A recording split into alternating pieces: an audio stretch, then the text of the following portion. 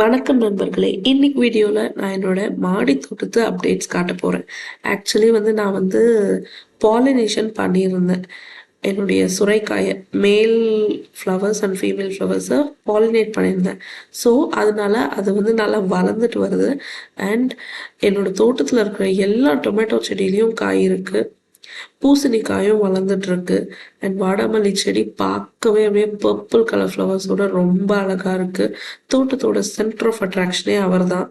And மற்ற செடிகளும் நல்லா வளர்ந்துட்டு இருக்கு. சுரைக்காய் செடி அண்ட் என்னுடைய கிழங்கு செடி சரியாவே வரமாட்டேங்குது, வளரவே மாட்டேங்குது. ஏன்னு தெரியல. என்னுடைய பாவக்காய் செடியிலையும் நிறைய பூக்கள் இருக்கு, மேல் ஃப்ளவர்ஸ். பட் சில ஃபீமேல் ஃப்ளவர்ஸ் தான் இருக்கு. டொமேட்டோஸ் பார்த்தீங்கன்னா ஆல்மோஸ்ட் நல்லா பெருசாகி ரெட் ஆகுறதுக்கு ரெடியா இருக்கு.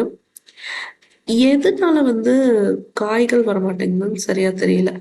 என்னுடைய பையன் அவர் நான் பறிக்கிறேன் அப்படின்னு சொன்னேன். அவன் என்ன பண்ணான்னா, இல்லை நான் பறிக்க போறேன், ரெட்டா டொமேட்டோ டொமேட்டோ அப்படின்னு சொல்லிட்டு அவன் குட்டி குட்டி கைகளால பறிக்க ஆரம்பிச்சிட்டான். நான் சொன்னேன், அப்பா ரெட்டா இருக்கிறது மட்டும்தான்ப்பா பறிக்கணும் அப்படின்னு சொன்னதும் அவரு சின்ன சின்ன கைகளால நல்லா ரெட்டா மாறி இருக்கிற தக்காளி எல்லாம் பறிச்சு கையில வச்சுக்கிட்டாரு. அதுக்கப்புறம் என்னுடைய இந்த பாவக்காய் செடி குட்டி பாவக்காய். இதுல நிறைய பூ இருந்தது. ஆனா பிஞ்சு நிக்கவே இல்லை. ஒண்ணு கூட ஒரு 2 3 தான் பெருசாச்சு. மத்ததெல்லாம் அப்படியே எல்லோவா மாறி போச்சு.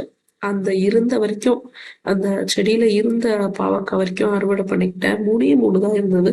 ஆனா பூ நிறைய வந்தது. எதனாலன்னு தெரியல. இது ஃபர்ஸ்ட் டைம் நான் நட்டதுனால இதை பத்தி எனக்கு பெருசா தெரியல. என்னுடைய தக்காளி அண்ட் பாவக்காய்கள் அறுவடை பண்ணிட்டேன். என்னோட பையன் தான் ரொம்ப happy. Red red red red அப்படின்னு சொல்லிட்டு இருந்தான். இன்னியோட தோட்டத்து அப்டேட்ஸ். Bye friends.